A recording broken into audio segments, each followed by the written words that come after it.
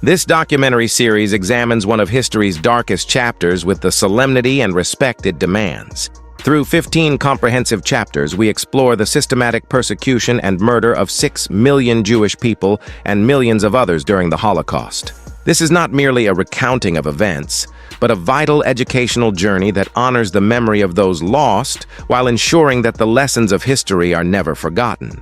We present this material with the utmost respect for survivors, victims, and their families, recognizing our responsibility to preserve truth and combat ignorance. Chapter 1. Shadows Before the Storm. Long before Adolf Hitler rose to power, the seeds of hatred had already taken root across Europe. Antisemitism was not a Nazi invention, but rather a centuries-old prejudice that the regime would exploit and amplify to unprecedented levels. To understand the Holocaust, we must first examine the shadows that preceded the storm. Throughout medieval Europe, Jewish communities faced systematic discrimination, forced into ghettos, barred from most professions, and subjected to periodic waves of violence. The rise of Christianity had fostered theological antisemitism, portraying Jews as responsible for the death of Christ. This religious prejudice evolved over centuries, becoming deeply embedded in European culture and consciousness. The 19th century brought new forms of hatred. As traditional religious antisemitism began to wane in some circles, it was replaced by racial antisemitism, which claimed Jews were inherently different and dangerous based on their supposed biological characteristics. Writers like Houston Stewart Chamberlain and politicians like Karl Lueger in Vienna promoted these ideas, creating an intellectual framework that would later prove deadly. The aftermath of World War I created a perfect storm of conditions in Germany. The Treaty of Versailles imposed harsh reparations, creating economic hardship and national humiliation. The German people, struggling with defeat and economic chaos, sought someone to blame. The stab-in-the-back myth emerged, falsely claiming that Germany had been betrayed by internal enemies, particularly Jews and communists. The hyperinflation of 1923 destroyed the savings of millions of middle-class Germans, while the Great Depression that began in 1929 brought unemployment and desperation to unprecedented levels. In this climate of fear and uncertainty, extremist voices found receptive audiences. Propaganda flourished, offering simple explanations for complex problems and identifying scapegoats for national suffering. Across Eastern Europe, where the majority of the world's Jewish population lived, antisemitism was often violent and state-sanctioned. Pogroms in Russia, Poland, and other regions had already demonstrated how quickly prejudice could turn to mass violence. These events created a blueprint for systematic persecution that would later be studied and expanded by Nazi planners. The intellectual climate of the early 20th century also contributed to the coming catastrophe. Pseudo-scientific theories about race and eugenics gained respectability in academic circles, not just in Germany but throughout Europe and America. These ideas provided a veneer of scientific legitimacy to ancient prejudices, making them seem modern and rational to educated populations. As the 1920s progressed, small extremist groups across Europe began to organize and spread their message of hatred. In Germany, the Nazi Party remained a fringe movement, but it was building the organizational structure and refining the propaganda techniques that would later prove so effective.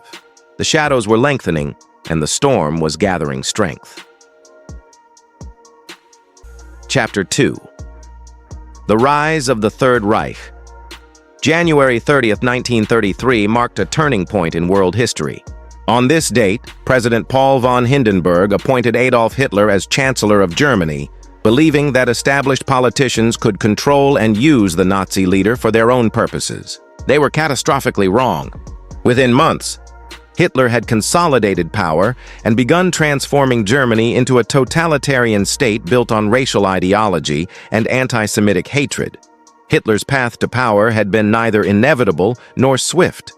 Born in Austria in 1889, he had failed as an artist and drifted through Vienna, where he absorbed the anti-Semitic ideas of politicians like Karl Lueger. His service in World War I gave him purpose, and Germany's defeat left him bitter and searching for explanations. The Nazi Party, which he joined in 1919, provided both a platform for his hatred and a vehicle for his ambition. The failed beer hall putsch in Munich in 1923 taught Hitler that he could not seize power through violence alone. During his trial and brief imprisonment, he refined his strategy, deciding to pursue power through legal means while building a mass movement. His book, Mein Kampf, written during his imprisonment, laid out his worldview in chilling detail, including his obsession with Jewish Bolshevik conspiracy theories and his vision of German racial superiority. The Nazi rise to power was facilitated by Germany's economic and political crisis, but it was not simply a product of circumstances. Hitler and his followers had created a sophisticated propaganda machine, led by Joseph Goebbels, that exploited mass media and psychology to spread their message. They understood that people in desperate circumstances would respond to simple explanations and promises of national renewal. The Nazi ideology was built on several interconnected beliefs that would prove deadly.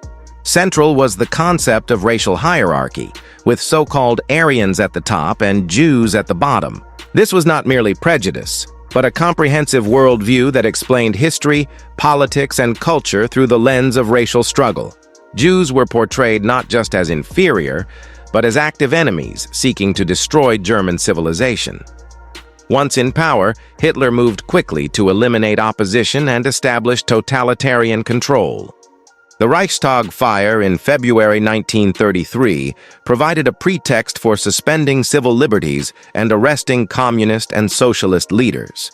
The Enabling Act of March 1933 gave Hitler dictatorial powers, effectively ending democracy in Germany.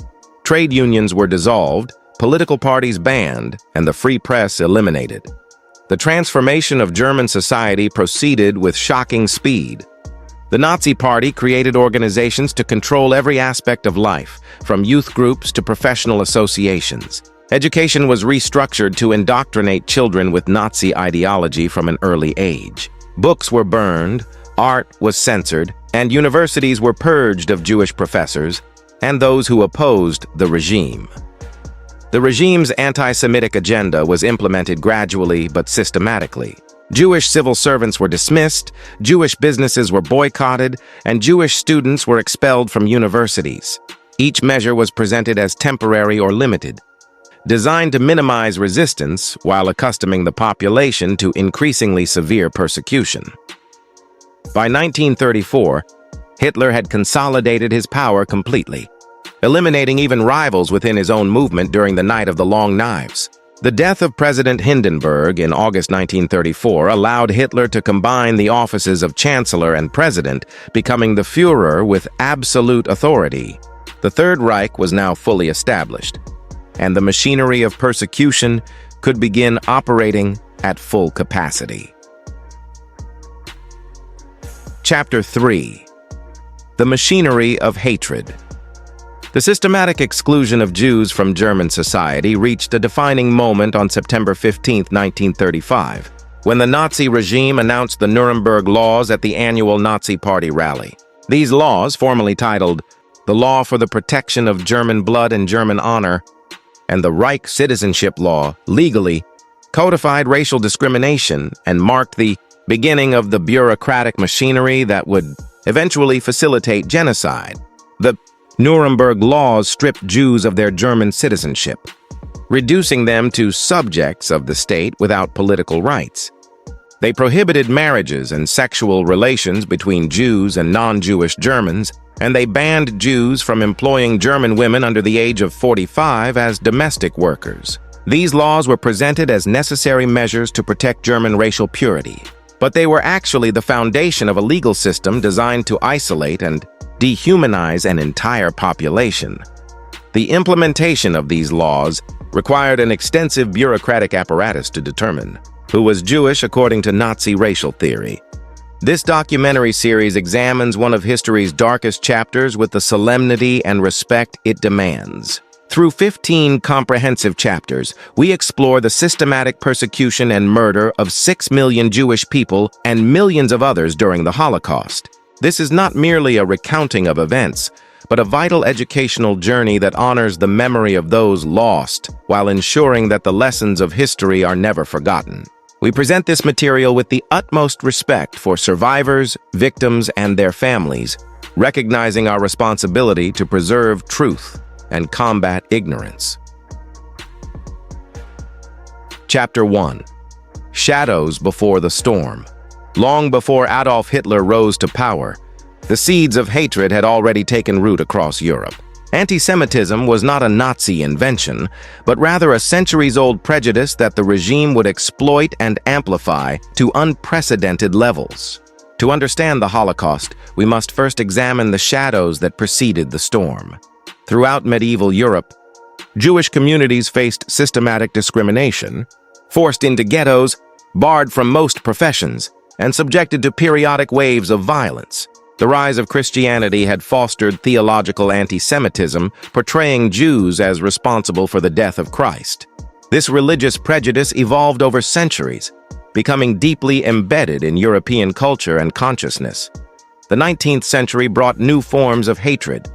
As traditional religious antisemitism began to wane in some circles, it was replaced by racial antisemitism, which claimed Jews were inherently different and dangerous based on their supposed biological characteristics. Writers like Houston Stewart Chamberlain and politicians like Karl Lueger in Vienna promoted these ideas, creating an intellectual framework that would later prove deadly. The aftermath of World War I created a perfect storm of conditions in Germany. The Treaty of Versailles imposed harsh reparations, creating economic hardship and national humiliation. The German people, struggling with defeat and economic chaos, sought someone to blame. The stab-in-the-back myth emerged, falsely claiming that Germany had been betrayed by internal enemies, particularly Jews and communists.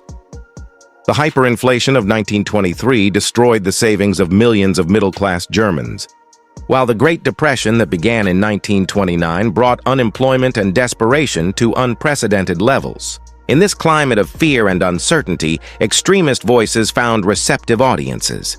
Propaganda flourished, offering simple explanations for complex problems and identifying scapegoats for national suffering.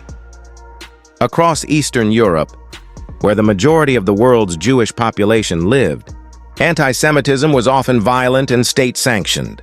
Pogroms in Russia, Poland, and other regions had already demonstrated how quickly prejudice could turn to mass violence. These events created a blueprint for systematic persecution that would later be studied and expanded by Nazi planners.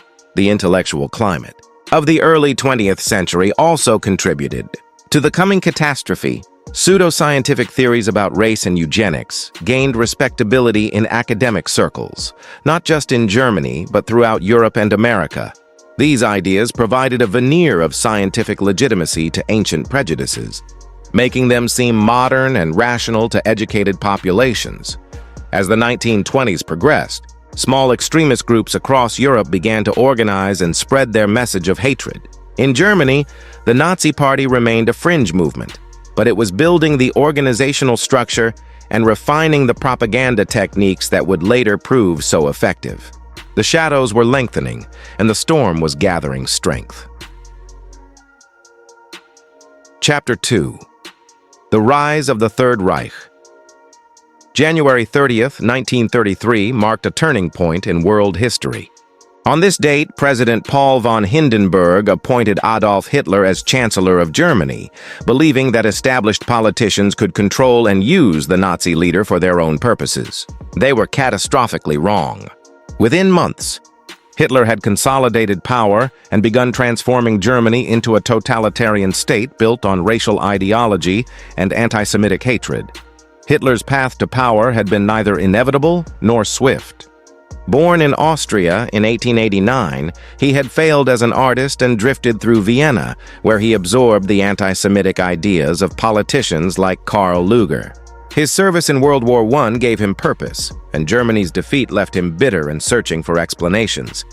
The Nazi Party, which he joined in 1919, provided both a platform for his hatred and a vehicle for his ambition. The failed beer hall putsch in Munich in 1923 taught Hitler that he could not seize power through violence alone. During his trial and brief imprisonment, he refined his strategy, deciding to pursue power through legal means while building a mass movement. His book Mein Kampf, written during his imprisonment, laid out his worldview in chilling detail, including his obsession with Jewish Bolshevik conspiracy theories and his vision of German racial superiority. The Nazi rise to power was facilitated by Germany's economic and political crisis, but it was not simply a product of circumstances. Hitler and his followers had created a sophisticated propaganda machine led by Joseph Goebbels that exploited mass media and psychology to spread their message. They understood that people in desperate circumstances would respond to simple explanations and promises of national renewal. The Nazi ideology was built on several interconnected beliefs that would prove deadly. Central was the concept of racial hierarchy, with so-called Aryans at the top and Jews at the bottom. This was not merely prejudice, but a comprehensive worldview that explained history, politics, and culture through the lens of racial struggle. Jews were portrayed not just as inferior, but as active enemies seeking to destroy German civilization. Once in power, Hitler moved quickly to eliminate opposition and establish totalitarian control. The Reichstag fire in February 1933 provided a pretext for suspending civil liberties and arresting communist and socialist leaders. The Enabling Act of March 1933 gave Hitler dictatorial powers, effectively ending democracy in Germany. Trade unions were dissolved, political parties banned, and the free press eliminated. The transformation of German society proceeded with shocking speed. The Nazi Party created organizations to control every aspect of life, from youth groups to professional associations. Education was restructured to indoctrinate children with Nazi ideology from an early age. Books were burned, art was censored, and universities were purged of Jewish professors and those who opposed the regime. The regime's anti-Semitic agenda was implemented gradually but systematically. Jewish civil servants were dismissed, Jewish businesses were boycotted, and Jewish students were expelled from universities. Each measure was presented as temporary or limited, designed to minimize resistance while accustoming the population to increasingly severe persecution. By 1934, Hitler had consolidated his power completely, eliminating even rivals within his own movement during the Night of the Long Knives. The death of President Hindenburg in August 1934 allowed Hitler to combine the offices of Chancellor and President, becoming the Führer with absolute authority. The Third Reich was now fully established, and the machinery of persecution could begin operating at full capacity. Chapter 3. The Machinery of Hatred. The systematic exclusion of Jews from German society reached a defining moment on September 15, 1935, when the Nazi regime announced the Nuremberg laws at the annual Nazi Party rally. These laws, formally titled the Law for the Protection of German Blood and German Honor, and the Reich Citizenship Law, legally codified racial discrimination and marked the beginning of the bureaucratic machinery that would eventually facilitate genocide. The Nuremberg laws stripped Jews of their German citizenship, reducing them to subjects of the state without political rights. They prohibited marriages and sexual relations between Jews and non-Jewish Germans, and they banned Jews from employing German women under the age of 45 as domestic workers. These laws were presented as necessary measures to protect German racial purity, but they were actually the foundation of a legal system designed to isolate and dehumanize an entire population. The implementation of these laws required an extensive bureaucratic apparatus to determine who was Jewish according to Nazi racial theory. Chapter 5. The Ghetto Walls Rise. The German invasion of Poland on September 1, 1939, brought nearly 2 million additional Jews under Nazi control, fundamentally changing the scale and nature of persecution. Poland was home to Europe's largest Jewish population, with vibrant communities that had existed for centuries. The Nazi conquest of this territory marked the beginning of a new phase in anti-Semitic policy. As the regime faced the challenge of controlling and exploiting millions of people, it considered racially inferior and politically dangerous. The concept of ghettoization was not new to European Jewish history, but the Nazi implementation was unprecedented in its scope and cruelty. Unlike medieval ghettos, which were often established to protect Jewish communities as much as to segregate them, Nazi ghettos were designed as instruments of concentration, exploitation, and ultimately destruction. They served as holding areas where Jewish populations could be controlled and exploited before their ultimate fate was decided. The first major ghetto was established in Łódź in April 1940, followed by the Warsaw Ghetto in October 1940. These and dozens of other ghettos, across occupied Poland and later across Eastern Europe, became laboratories of suffering where Nazi officials tested methods of control, exploitation, and dehumanization that would later be applied on an even larger scale. The Warsaw Ghetto became the largest of these imprisoned communities, eventually holding over 400,000 people in an area of just 1.3 square miles. The population density was unimaginable, with an average of 7 people per room in buildings that were already overcrowded and deteriorating. Families who had lived comfortable middle-class lives found themselves packed into single rooms with strangers, their privacy and dignity systematically destroyed. The ghettos were sealed with walls, barbed wire, and armed guards, making escape virtually impossible and punishable by death. The Nazis appointed Jewish councils, known as Judenräte, to administer the ghettos and implement German orders.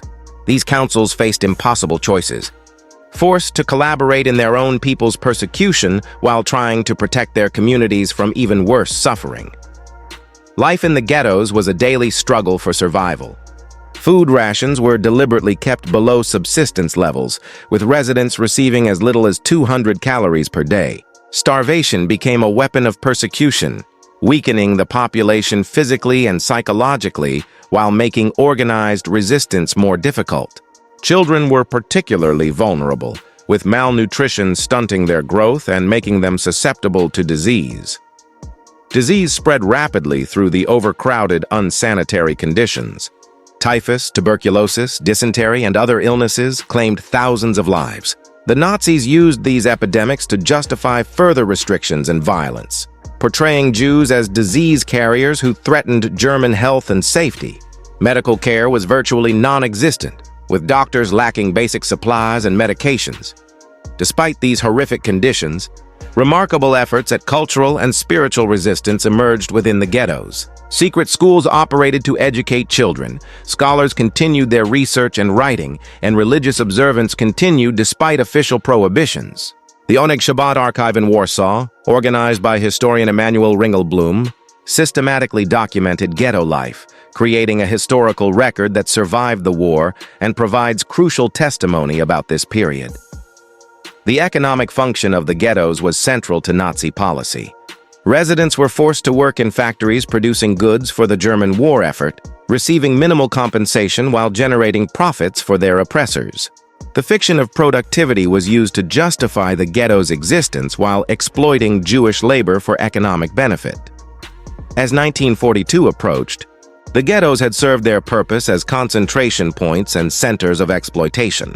The Nazi leadership was preparing to implement what they euphemistically called the final solution, and the ghettos would become collection points for deportation to extermination camps. The walls that had imprisoned these communities would soon become the launching points for their destruction, as the regime moved from persecution and exploitation to systematic murder on an industrial scale.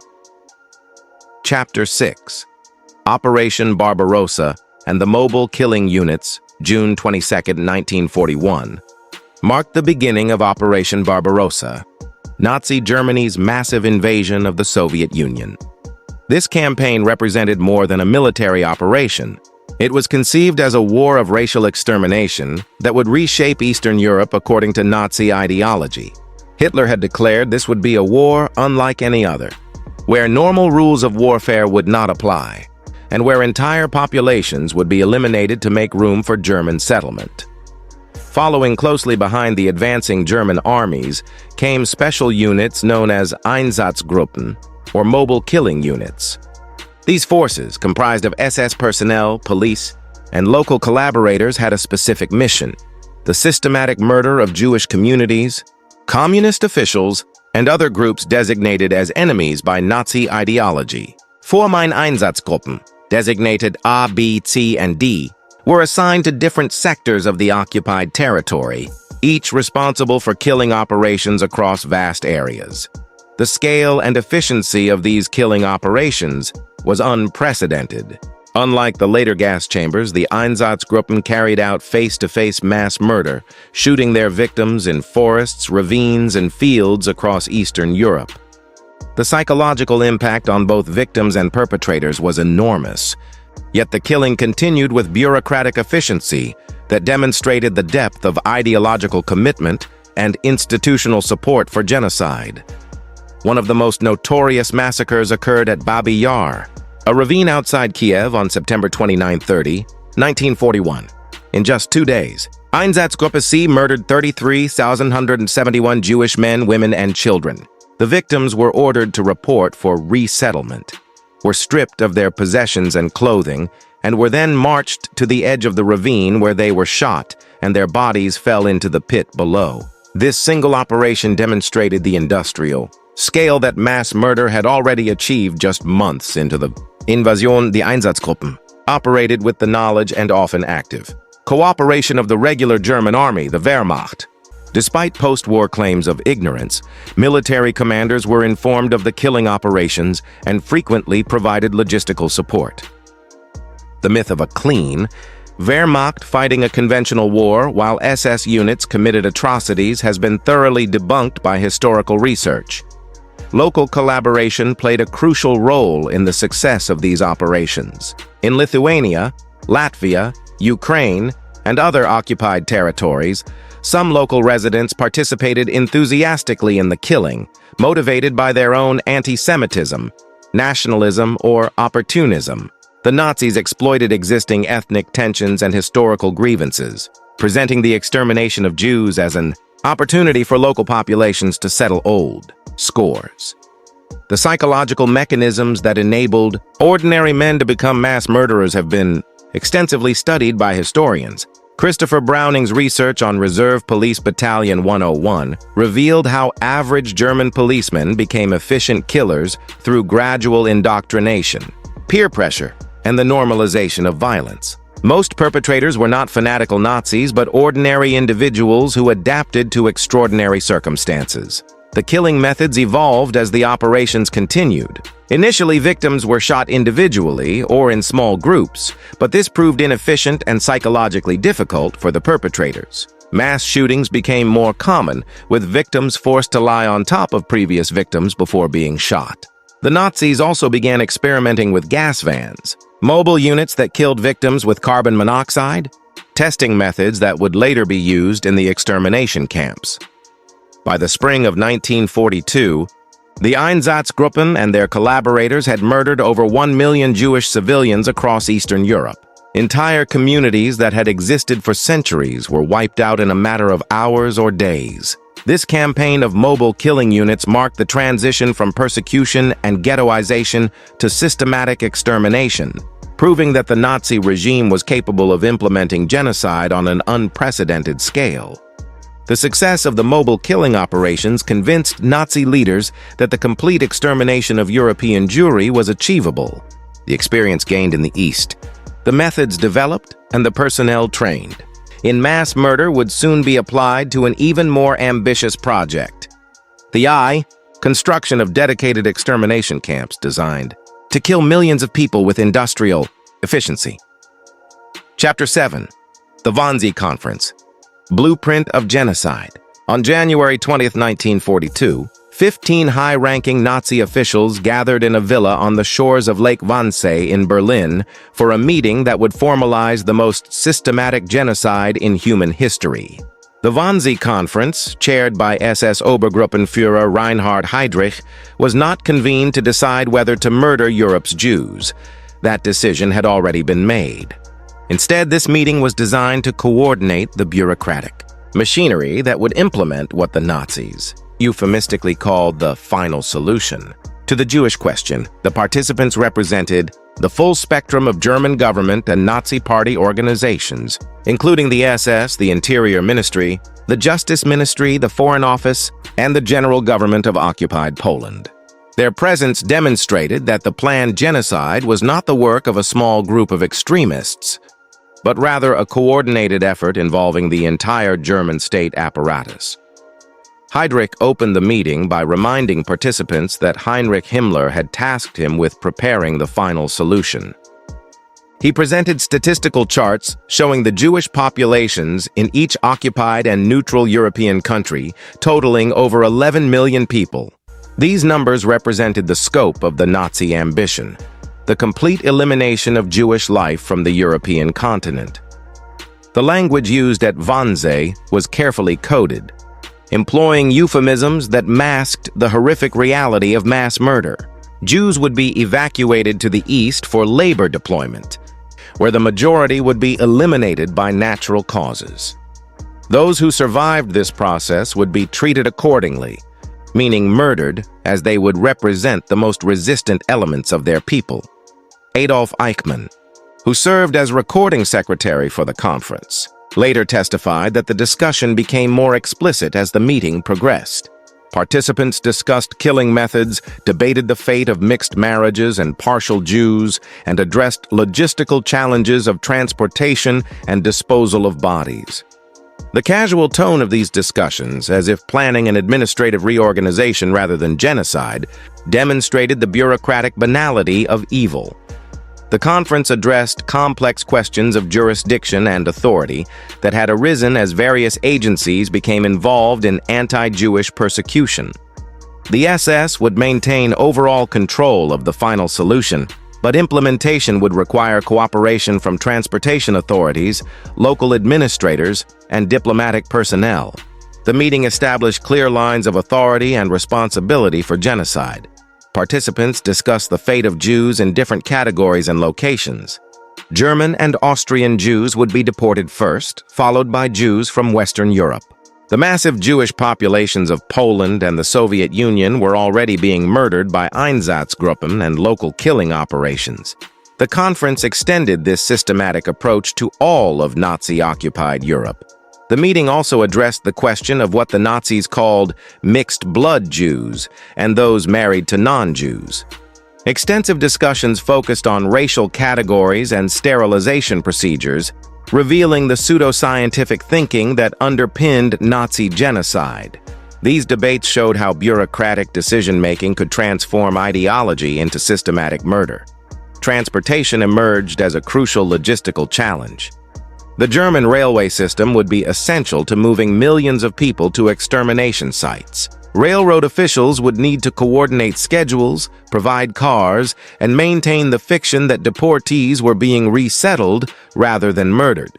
This coordination required the complicity of thousands of bureaucrats and transportation workers.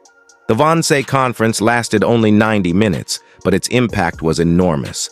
The meeting produced the coordination and bureaucratic framework necessary to transform the Holocaust from a series of local massacres into a continent-wide genocide. Within months of the conference, construction of dedicated extermination camps accelerated. Deportation trains began running on regular schedules, and the machinery of industrial murder reached full operation. The protocol of the Wannsee Conference, preserved by chance in Eichmann's files, provides chilling evidence of how genocide could be planned and implemented through normal bureaucratic procedures. The document stands as testimony to the danger of unchecked state power and the capacity of ordinary institutions to facilitate extraordinary evil when guided by genocidal ideology. Chapter 8. Auschwitz and the Death Factory System. In the spring of 1942, as deportation trains began arriving with increasing frequency at remote locations across occupied Poland, the Nazi regime's final solution entered its most deadly phase. The construction and operation of dedicated extermination camps represented the industrialization of murder on a scale never before seen in human history. Among these killing centers, Auschwitz-Birkenau became both the largest and most symbolic of the Holocaust's horrors. The Auschwitz complex actually consisted of three main camps: Auschwitz I, the original concentration camp established in 1940.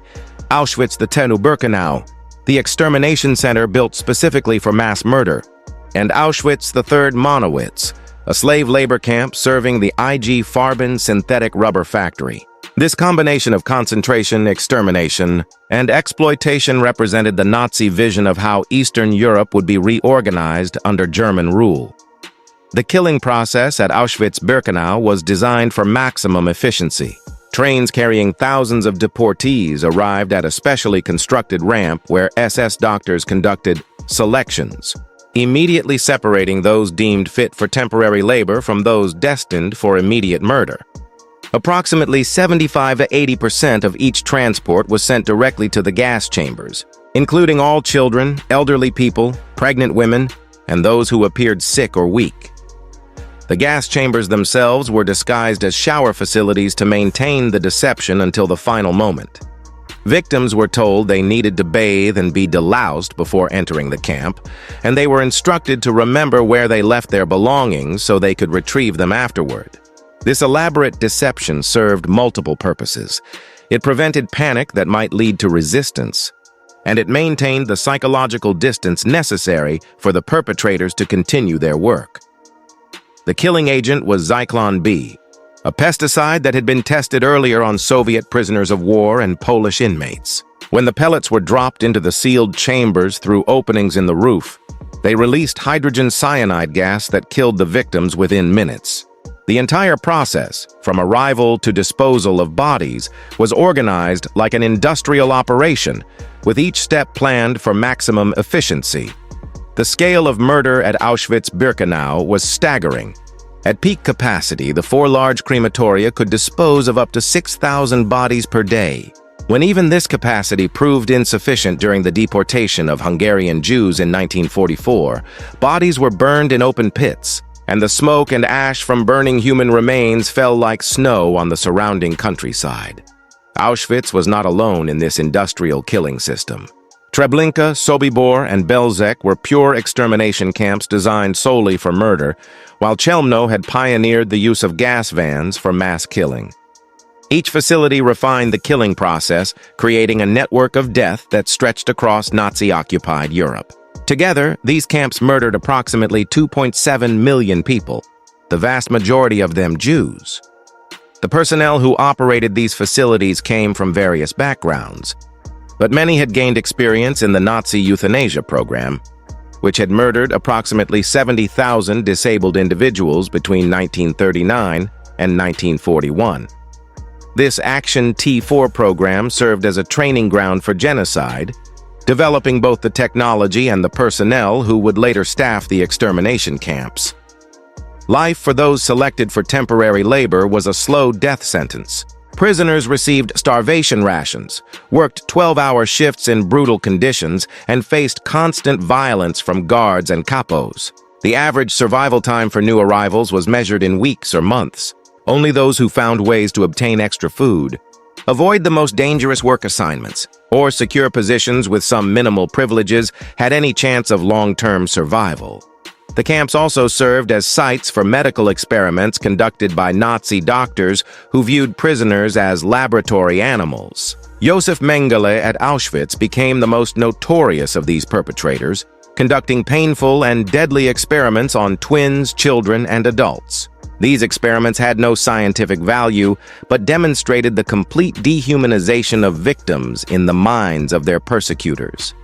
The efficiency of the extermination camps represented the culmination of years of escalating persecution and experimentation with methods of mass murder. From the mobile killing units in the East to the gas chambers of Auschwitz, the Nazi regime had created a system capable of murdering millions of people with bureaucratic efficiency and industrial precision. This machinery of death would continue operating until the final months of the war, leaving behind a legacy of suffering that defies comprehension. Chapter 9. Voices in the Darkness, Resistance and Defiance. In the face of systematic dehumanization and industrial murder, acts of resistance took countless forms throughout Nazi-occupied Europe. Resistance was not only the dramatic uprisings that captured world attention, but also the daily acts of defiance that preserved human dignity in circumstances designed to destroy it. From the ghettos of Eastern Europe to the barracks of extermination camps, Jewish resistance demonstrated the indomitable nature of the human spirit even in humanity's darkest hour. The Warsaw Ghetto Uprising, which began on April 19, 1943, became the most famous symbol of Jewish resistance during the Holocaust. When German forces entered the ghetto to begin the final deportation of its remaining residents, they encountered organized armed resistance from the Jewish Fighting Organization, EJOB, and the Jewish Military Union, WW2’s. Young fighters, led by 23-year-old Mordecai Anielewicz, held off German forces for nearly a month, using improvised weapons and guerrilla tactics. The uprising was not launched with any hope of victory in conventional terms. The fighters understood they could not defeat the German army, but they were determined to die fighting rather than submit to deportation and murder. As Anielewicz wrote in his final letter, "The dream of my life has risen to become fact. Self-defense in the ghetto will have been a reality. Jewish armed resistance and revenge have become facts." The Warsaw fighters were not alone in their resistance. Uprisings occurred in other ghettos across Eastern Europe, including Białystok, Częstochowa, and Będzin. In each case, poorly armed civilians chose to fight against overwhelming military force rather than submit passively to deportation. These uprisings shared common characteristics. They were led by young people, they were organized by underground political movements, and they were motivated by the knowledge that deportation meant death. Even more remarkable were the revolts that occurred within the extermination camps themselves. On August 2, 1943, prisoners at Treblinka launched a carefully planned uprising that destroyed much of the camp and allowed several hundred prisoners to escape. Similar revolts occurred at Sobibor on October 14, 1943, and at Auschwitz-Birkenau on October 7, 1944. These uprisings were organized by prisoners who had nothing left to lose and everything to gain by fighting for their freedom. The Sonderkommando revolt at Auschwitz-Birkenau was particularly significant because it was carried out by prisoners forced to work in the gas chambers and crematoria. These men, who lived with the daily horror of disposing of their fellow prisoners' bodies, managed to destroy one crematorium and kill several SS guards before being overwhelmed.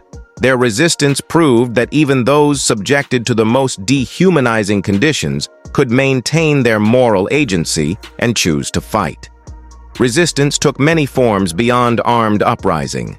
Spiritual resistance was equally important in maintaining human dignity and cultural continuity. In ghettos and camps, Jews continued to observe religious holidays, teach children, create art and music, and document their experiences. The secret archives created by Emanuel Ringelblum in the Warsaw Ghetto and by prisoners at Auschwitz ensured that testimony about Nazi crimes would survive even if the witnesses did not.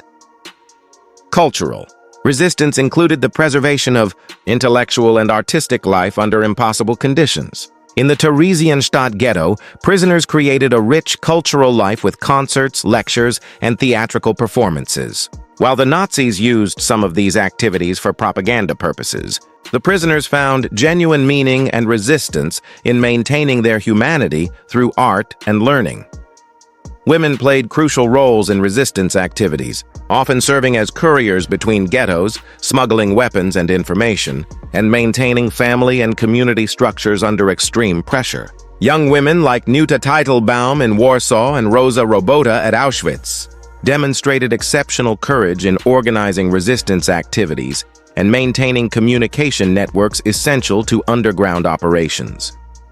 Beyond the Jewish community, resistance came from other groups targeted by Nazi persecution and from non-Jews who risked their lives to help victims.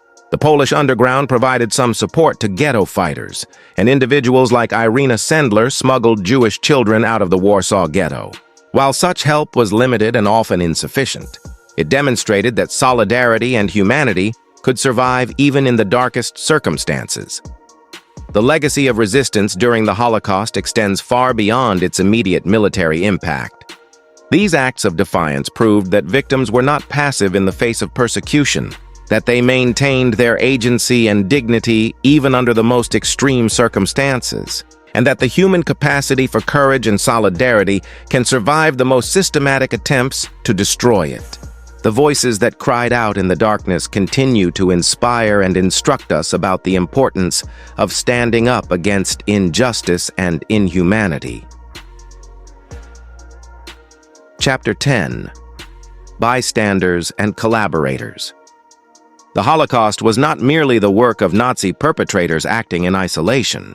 The systematic murder of 6 million Jews required the participation, acquiescence, or indifference of millions of ordinary people across occupied Europe. Understanding the roles played by bystanders and collaborators is essential to comprehending how genocide becomes possible and how entire societies can become complicit in mass murder. The spectrum of complicity was vast and complex, ranging from enthusiastic collaboration to passive indifference to active resistance. Most people fell somewhere in the middle, neither heroes nor villains, but ordinary individuals making choices under extraordinary circumstances. These choices, multiplied across millions of people, created the social conditions that enabled genocide to proceed with devastating efficiency. In Germany itself, the transformation of society preceded and enabled the Holocaust. The Nazi regime had spent years preparing the population through propaganda, legal changes, and social pressure to accept increasingly severe persecution of Jews. By the time deportations began, many Germans had been conditioned to view their Jewish neighbors as enemies or, at best, as people whose fate was not their concern. The bureaucratic nature of the Holocaust meant that thousands of ordinary civil servants, railway workers, postal employees, and other functionaries became participants in genocide simply by doing their jobs. Train schedules were maintained, property records were updated, and administrative procedures were followed, all contributing to the machinery of murder. This bureaucratization of evil made complicity easier by fragmenting responsibility and creating psychological distance from the ultimate consequences. In occupied countries, collaboration took many forms and was motivated by various factors. Some collaborators were driven by ideological agreement with Nazi antisemitism, others by opportunism and the desire for personal advancement, and still others by fear and the need to survive under occupation. The Vichy government in France, the Arrow Cross in Hungary, and similar movements across Europe provided local legitimacy and administrative support for Nazi policies. Local police forces played crucial roles in implementing the final solution. In France, Polish police helped round up Jews for deportation. In the Netherlands, Dutch police participated in raids and deportations. In Lithuania, Latvia, and other Eastern European countries, local militias enthusiastically participated in mass killings. This collaboration was essential to Nazi success, as German forces alone could never have identified, arrested, and deported millions of people. Economic motivation was a significant factor in collaboration. Jewish property was distributed among non-Jewish neighbors, creating material incentives for supporting persecution. Businesses were transferred to non-Jewish owners. Apartments were redistributed, and personal belongings were sold or given away. This economic collaboration created vested interests in maintaining the persecution and made return and restitution more difficult after the war. The role of religious institutions was particularly complex and troubling. While some individual clergy members helped Jews and opposed persecution, most churches remained silent or provided theological justification for antisemitism. The long history of Christian antisemitism provided a foundation for Nazi racial policies, and the failure of most religious leaders to speak out represented a moral catastrophe that facilitated genocide. Bystander behavior was equally significant in enabling the Holocaust. Neighbors who watched deportations without protest, people who bought Jewish property at below-market prices, and citizens who simply looked the other way as their communities were transformed, all contributed to the climate that made genocide possible. This indifference was often as deadly as active collaboration. The international community also failed in its responsibility to protect victims of genocide. The 1938 Evian Conference demonstrated the unwillingness of most nations to accept Jewish refugees. Immigration quotas remained low even as the scope of persecution became clear. Diplomatic protests were mild and ineffective, and military intervention to stop the killing was never seriously considered. However, it's important to recognize that resistance and rescue did occur, even if on a limited scale. Individuals like Raoul Wallenberg in Hungary, Oskar Schindler in Poland, and thousands of others risked their lives to save Jews. The righteous among the nations recognized by Yad Vashem represent a small but morally significant minority who chose to act according to their conscience rather than conform to social pressure. The study of bystanders and collaborators reveals uncomfortable truths about human nature and social behavior under extreme circumstances. It demonstrates how ordinary people can become complicit in extraordinary evil through small steps and incremental choices. Understanding these dynamics is essential for recognizing and preventing genocide in our own time, as it reminds us that the capacity for both evil and good exists within all societies, and that our choices matter more than we might think. Chapter 11. Liberation and Revelation. The liberation of Nazi concentration and extermination camps between 1944 and 1945 confronted the world with evidence of systematic murder and brutality that defied comprehension. As Allied forces advanced into Nazi-occupied territory, they encountered scenes of horror that shocked even battle-hardened soldiers who had witnessed the devastation of total war. The discovery of the camps provided irrefutable evidence of the Holocaust and forced humanity to confront the depths of evil that modern civilization could produce. The first major camp liberated by Western forces was Majdanek, near Lublin, Poland, which was overrun by Soviet troops on July 23, 1944. Unlike other extermination camps, the Germans had not had time to destroy the evidence at Majdanek. Soviet journalists and photographers documented the gas chambers, the cremation ovens, and warehouses filled with victims' belongings, providing the first clear visual evidence of the Nazi killing apparatus.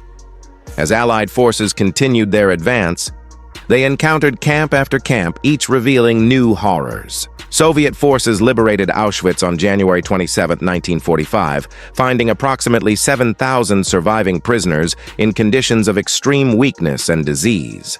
The liberators discovered warehouses containing tons of human hair, mountains of shoes and clothing, and other evidence of mass murder.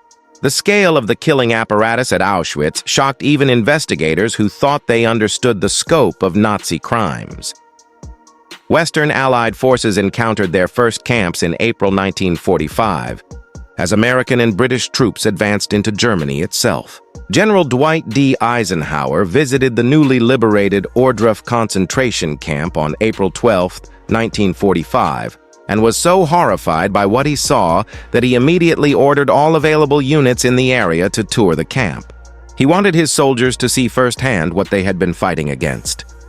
The liberation of Bergen-Belsen by British forces on April 15, 1945, provided some of the most disturbing images of the Holocaust. The camp, originally designed to hold 10,000 prisoners, contained over 60,000 people in conditions of indescribable squalor. Typhus and other diseases were rampant, and thousands of unburied corpses lay scattered throughout the camp. British soldiers found themselves overwhelmed by the scope of human suffering they encountered. American forces liberated Buchenwald on April 11, 1945, and Dachau on April 29, 1945. At each location, they found similar scenes of mass death, disease, and human degradation. The liberation of Dachau was particularly significant because it was one of the first concentration camps established by the Nazi regime and had become a symbol of Nazi persecution. American soldiers were so enraged by what they found that some executed German guards on the spot. The psychological impact on liberating forces was severe and long-lasting. Many soldiers later reported that the experience of seeing the camps was more traumatizing than combat itself. The deliberate, systematic nature of the cruelty was unlike anything they had encountered in warfare. These men had been prepared for battle, but not for the evidence of genocide they discovered. Allied commanders understood immediately that they were witnessing evidence of unprecedented crimes that would be difficult for people to believe. General Eisenhower ordered extensive photographic and film documentation of the camps. stating that the evidence must be preserved because the day will come when some son of a bitch will say this never happened. This foresight proved crucial in documenting Nazi crimes for posterity. The liberation process was not simply a moment of freedom for survivors, but often the beginning of a long and difficult recovery. Many prisoners were so weakened by starvation and disease that they died in the days and weeks following liberation. Allied medical personnel, unprepared for the scale of the humanitarian crisis, struggled to provide adequate care for tens of thousands of severely malnourished and traumatized survivors. Displaced persons camps were established to house Holocaust survivors, but conditions were often inadequate and sometimes administered with insensitivity to what survivors had endured. Many survivors found themselves detained behind barbed wire once again, creating additional trauma for people who had already suffered unimaginably. The process of repatriation was complicated by the fact that many survivors no longer had homes to return to or families to reunite with. The liberation of the camps also marked the beginning of efforts to document Nazi crimes and preserve survivor testimony. Military intelligence officers, war correspondents, and later historians began the process of recording evidence and taking statements from witnesses. This documentation would prove crucial for war, crimes trials, and for establishing the historical record of the Holocaust. The revelation of the Holocausts full scope changed how the world understood the war against Nazi Germany. What had been seen primarily as a political and military conflict was revealed to have been a war against the very concept of human civilization. The liberation of the camps provided moral justification for the Allied war effort and demonstrated that the fight against Nazism had been a fight for fundamental human values and dignity. Chapter: Put Justice at Nuremberg, in the Ruins of Nazi Germany. As the world struggled to comprehend the scope of the Holocaust and other Nazi crimes, the question of justice loomed large. How could legal systems designed for ordinary crimes address systematic genocide and crimes against humanity? The International Military Tribunal at Nuremberg, which convened on November 20, 1945, represented humanity's first attempt to hold individuals accountable for genocide and to establish legal precedents for international justice. The decision to hold trials, rather than simply execute Nazi leaders, represented a crucial choice in favor of legal justice over vengeance. Winston Churchill had initially favored summary execution of top Nazis, but ultimately, the Allies chose to create a legal proceeding that would document Nazi crimes, establish individual responsibility, and create precedents for international law. This decision reflected a commitment to the rule of law even in the aftermath of unprecedented crimes. The Nuremberg trials were unprecedented in international law, creating new legal categories to address crimes that had no previous legal framework. The tribunal charged defendants with crimes against peace, war crimes, and the newly created category of crimes against humanity. This last charge was specifically designed to address the systematic persecution and murder of civilian populations, including the Holocaust. The major war criminals trial, which lasted from November 1945 to October 1946, focused on the highest-ranking Nazi leaders who could be captured. 24 defendants were indicted, including Hermann Göring, Rudolf Hess, Joachim von Ribbentrop, and other key figures in the Nazi regime.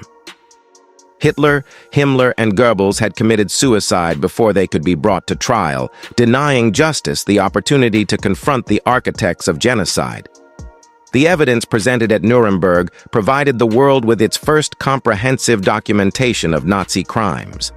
Prosecutors used the Nazis' own meticulous records against them, presenting documents, photographs, and film footage that revealed the systematic nature of genocide. The Wannsee Conference Protocol, concentration camp records, and other bureaucratic documents demonstrated that the Holocaust was not the work of a few fanatics, but a coordinated government policy. Survivor testimony played a crucial role in the proceedings, giving voice to the victims and personalizing the statistics of mass murder. Witnesses like Marie-Claude Vaillant-Couturier, a French resistance member who survived Auschwitz, provided detailed accounts of life and death in the concentration camps. Their testimony ensured that the human impact of Nazi crimes was not lost in legal technicalities. The defense strategies employed by Nazi defendants revealed their inability to accept responsibility for their crimes. Many claimed they were just following orders, a defense that the tribunal rejected by establishing the principle that following illegal orders is not a valid excuse for committing crimes against humanity. Others claimed ignorance of the final solution, despite overwhelming evidence of their participation and knowledge. The verdicts delivered on October 1, 1946, established important precedents for international justice. 12 defendants were sentenced to death, including Göring, who committed suicide before his execution. 7 received prison sentences ranging from 10 years to life, and 3 were acquitted. The sentences reflected the tribunal's careful consideration of individual responsibility and the varying degrees of participation in Nazi crimes. Beyond the major war criminals trial, 12 subsequent trials at Nuremberg addressed specific groups and organizations.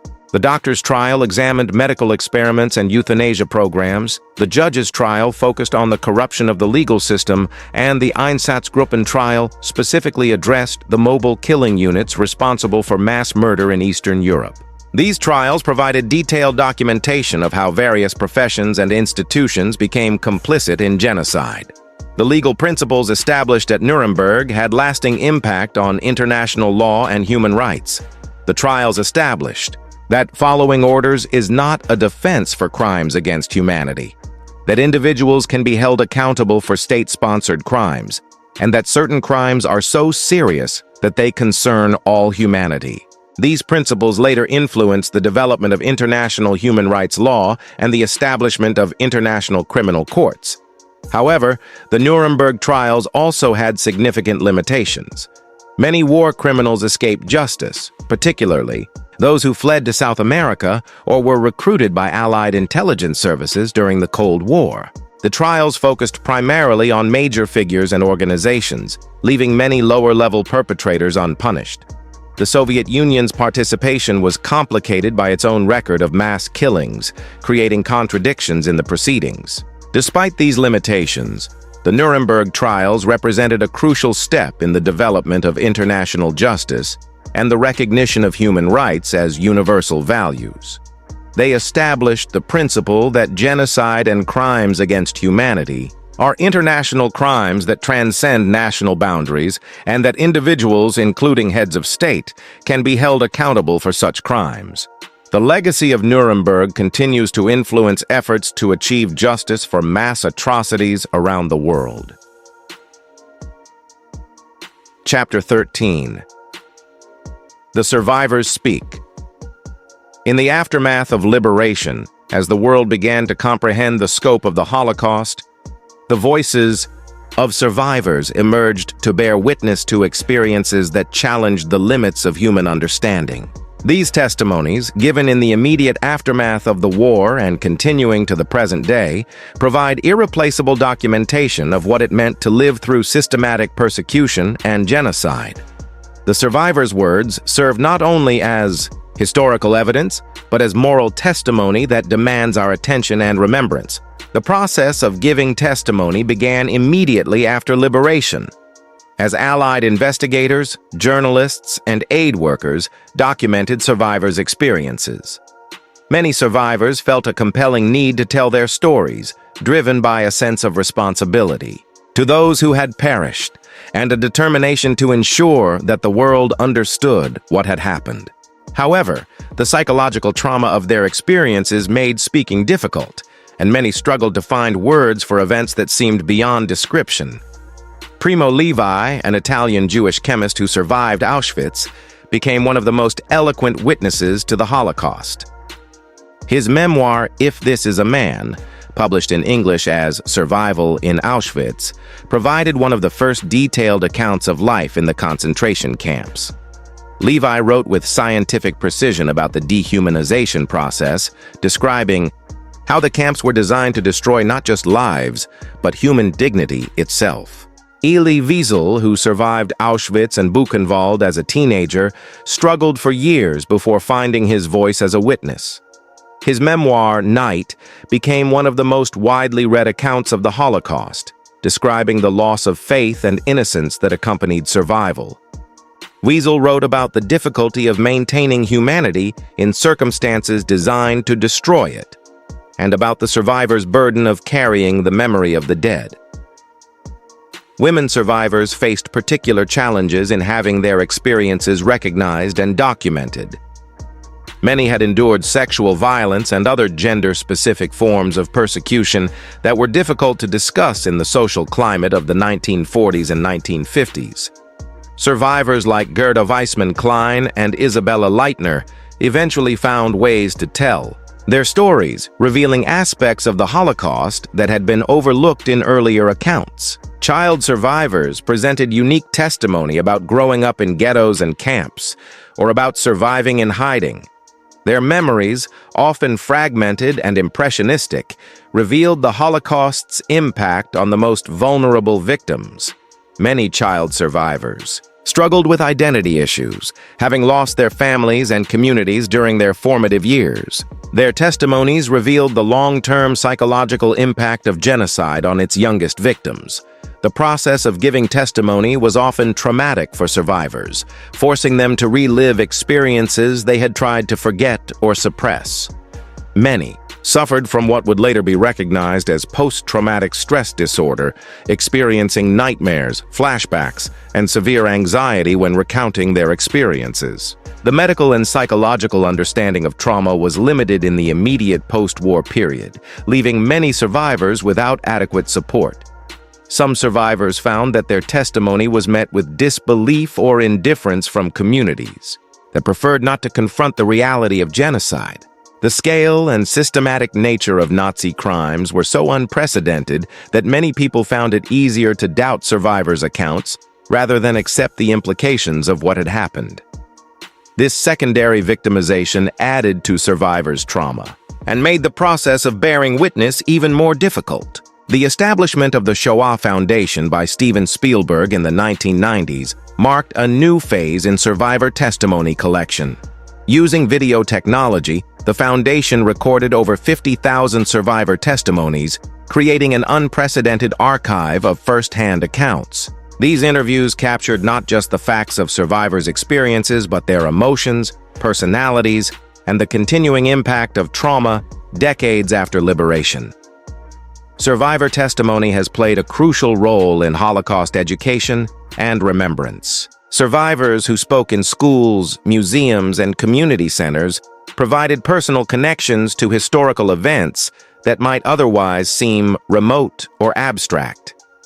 Their presence made the Holocaust real and immediate for audiences who had not lived through those events, creating emotional connections that mere statistics could not achieve. As survivors aged and their numbers declined, their testimonies became increasingly precious and urgent.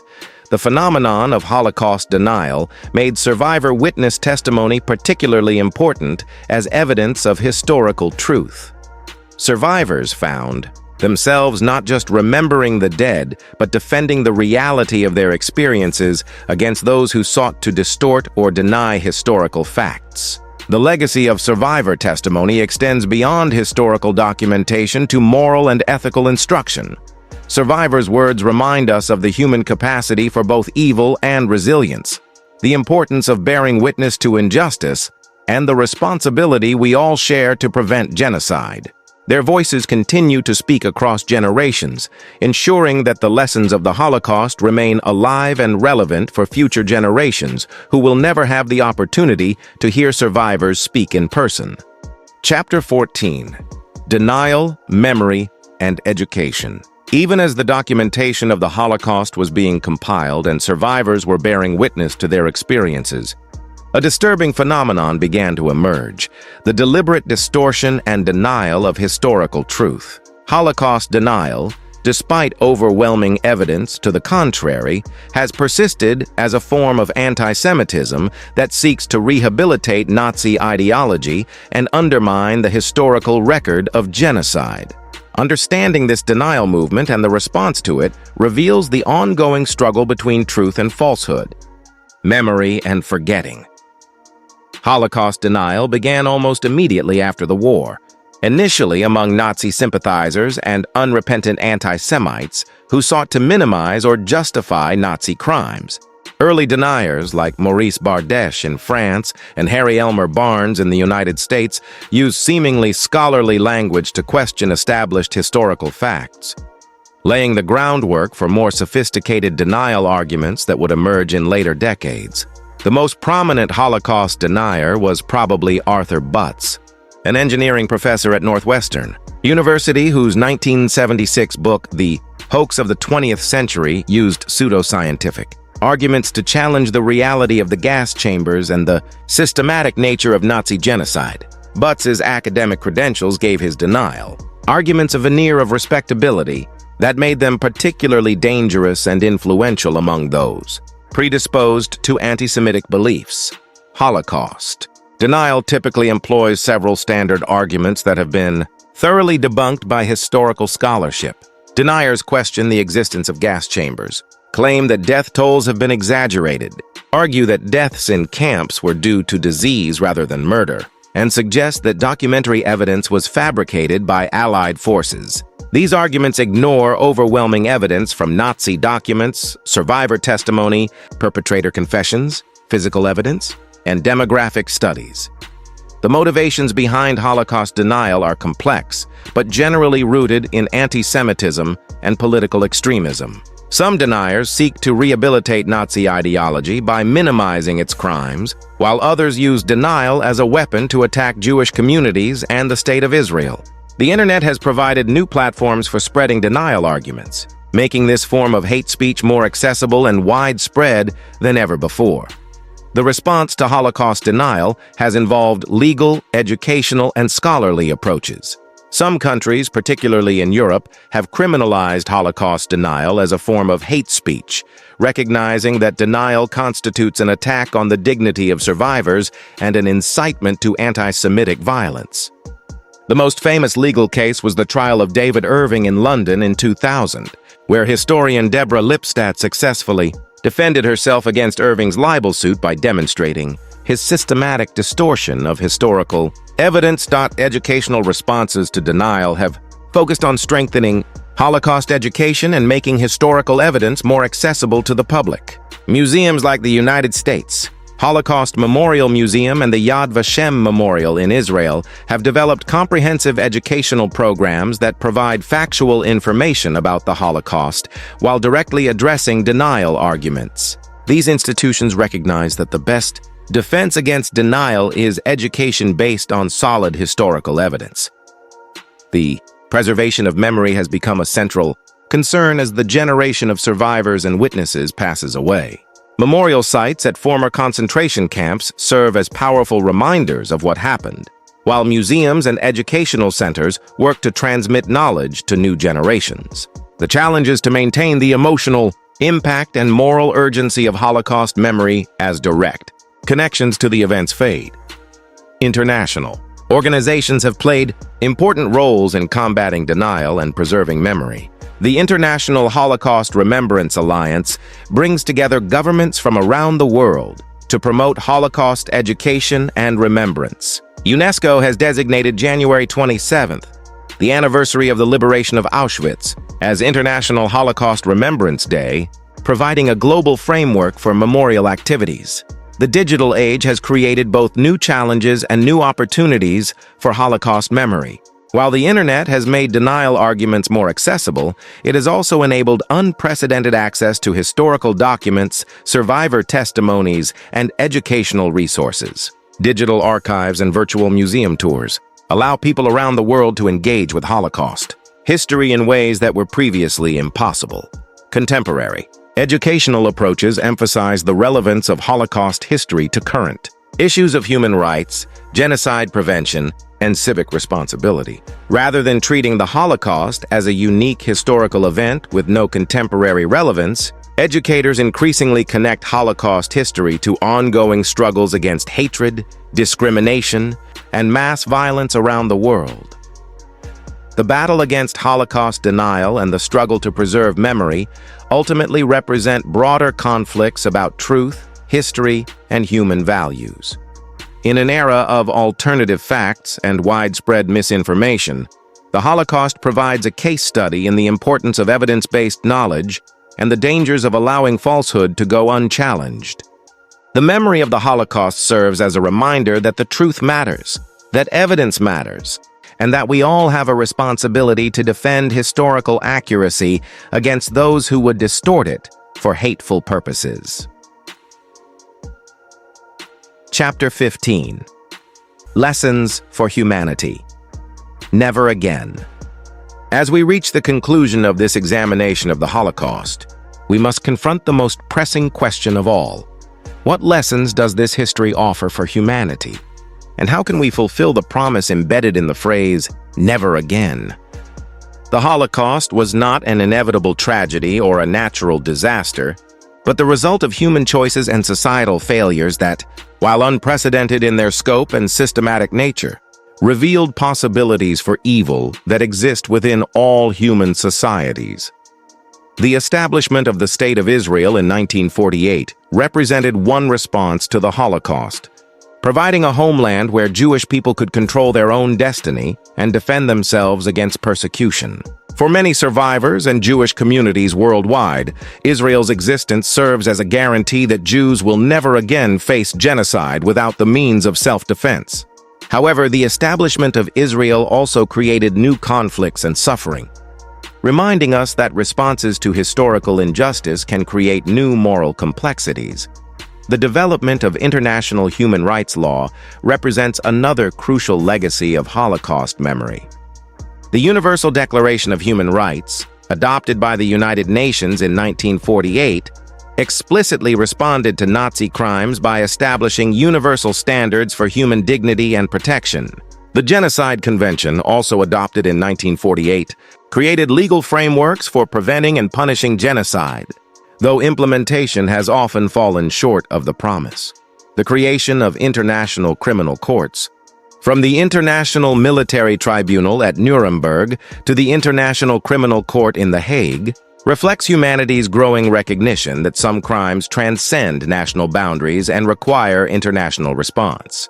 These institutions, while imperfect and often limited in their reach, represent important progress toward establishing accountability for mass atrocities and crimes against humanity.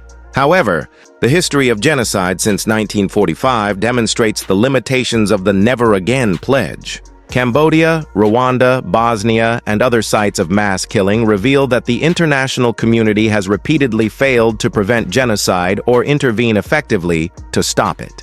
These failures reflect not just political limitations, but deeper problems in how societies understand and respond to early warning. Signs of mass violence, the study of Holocaust.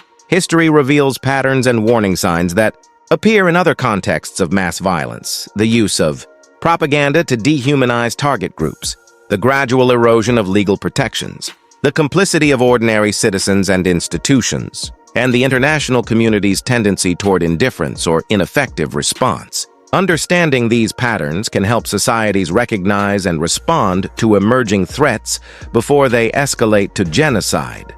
Education remains one of the most important tools for preventing future genocides. Holocaust education, when done effectively, teaches not just historical facts, but critical thinking skills, empathy for victims of persecution, and understanding of how ordinary people can become complicit in extraordinary evil. The goal is not just to remember the past, but to develop the moral and intellectual capacities necessary to prevent similar tragedies in the future. The rise of authoritarianism and extremist movements around the world in recent years has given new urgency to Holocaust education and remembrance. The targeting of refugees, minorities, and vulnerable populations through propaganda, legal discrimination, and violence echoes patterns that preceded the Holocaust. While each situation is unique, the underlying dynamics of hatred, scapegoating, and political manipulation remain disturbingly familiar.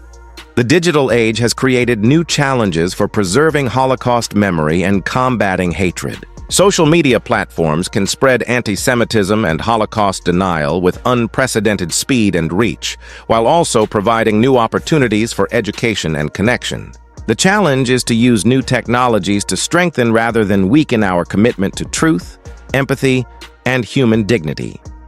Personal responsibility remains at the heart of Holocaust remembrance. The history of bystanders, collaborators, and resistors during the Nazi period reminds us that individual choices matter, that we all have moral agency even in difficult circumstances, and that the accumulation of small acts of courage or cowardice can determine whether societies protect or abandon their most vulnerable members. The survivors of the Holocaust, in their testimonies and their lives after liberation, have provided models of resilience, forgiveness, and commitment to education that inspire continued efforts to build a more just world. Their insistence on bearing witness, their determination to rebuild their lives, and their dedication to teaching others about the dangers of hatred offer practical examples of how to respond to trauma and injustice. As the last survivors pass away and direct memory of the Holocaust fades into historical memory, the responsibility for preserving its lessons falls to all of us. This responsibility extends beyond remembering facts and dates to understanding the human choices and social dynamics that made genocide possible. It requires active engagement with the moral questions that the Holocaust raises about human nature, social responsibility, and the kind of world we want to create. The promise of never again can only be fulfilled through constant vigilance, education, and commitment to the principles of human dignity and equality that the Nazis sought to destroy. The Holocaust reminds us that civilization is fragile, that progress is not inevitable, and that each generation must choose anew whether to build a world based on hatred or on recognition of our common humanity.